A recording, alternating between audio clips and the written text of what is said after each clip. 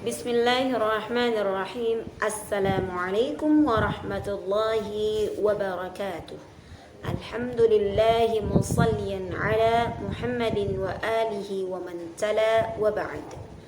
Alhamdulillah, sahabat yang dimuliakan Allah Subhanahu wa taala. Kembali lagi kita mempelajari salah satu kitab karangan Syekh yang masyhur di kalangan para ulama qura, yakni Syekh Sulaiman Al-Jamzuri, Matan Tuhfatul Atfal, yang telah dikaji di kalangan banyak orang. Kali ini kita akan melanjutkan pembahasan yang telah kita pelajari bersama. Setelah kita mempelajari hukum yang kedua dari hukum nun sukun dan tanwin, yaitu idgham, maka seperti yang pernah disampaikan sebelumnya, bahwasanya idgham terbagi menjadi dua bagian. Yang pertama telah kita bahas, dinamakan idgham bi gunnah. Kemudian dalam huruf idgham bi gunnah, ketika berjumpa dalam satu kosakata, maka tidak lagi dibaca secara idgham, melainkan dibaca secara idhar, yang disebut hukumnya dengan sebutan idhar mutlak. Maka kali ini kita akan melanjutkan bait berikutnya.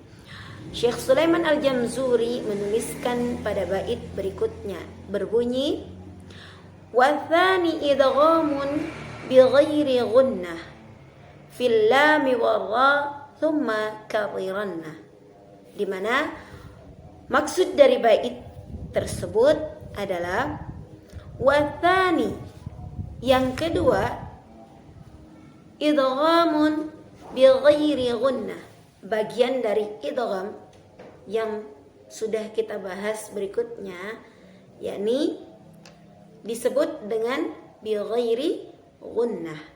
Idgham yang pertama dalam hukum nun sukun dan tanwin disebut dengan idgham bi gunnah. Maka idgham yang kedua, Syekh Sulaiman Al-Jamzuri menyebutkan dalam baitnya, beliau menuliskan wathani idghamun bi ghairi gunnah. Idgham yang kedua dari hukum nun sukun dan tanwin itu disebut dengan idgham bi ghairi gunnah. Fil lami warra thumma kariranna.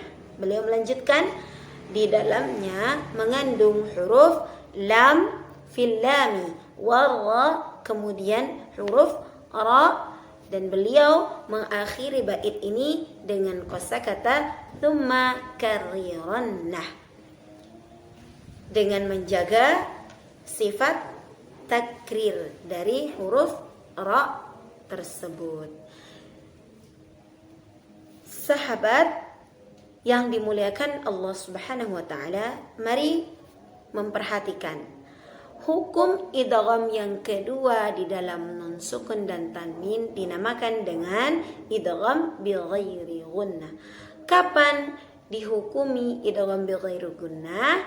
Di sini dijelaskan bila mana terdapat huruf nun sukun atau tanwin bertemu dengan huruf lam dan huruf ra yang tanpa meninggalkan sifat takrir dari huruf ra tersebut.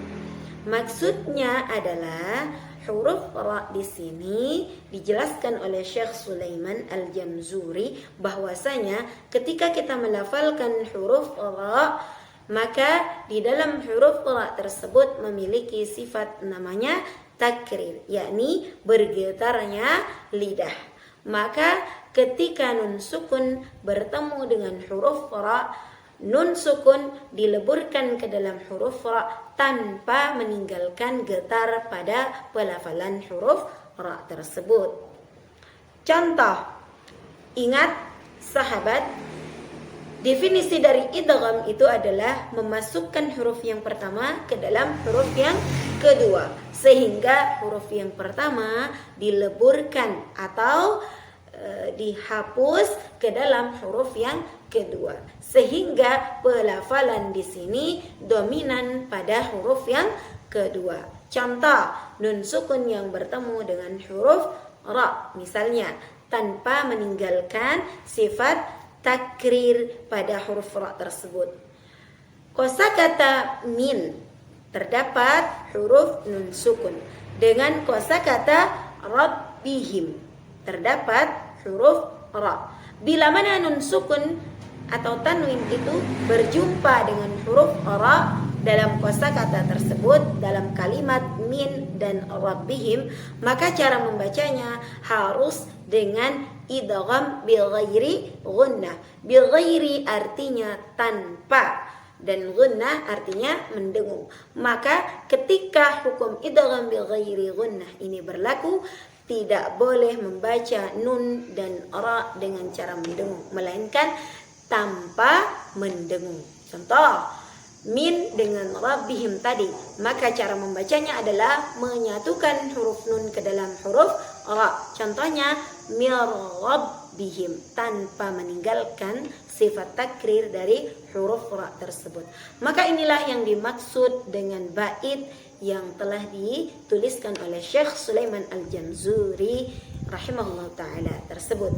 Saya ulangi sekali lagi, baitnya berbunyi wa tsani idghamun bil ghairi gunnah fil lam wa ra thumma karriranna, dengan penjelasan yang telah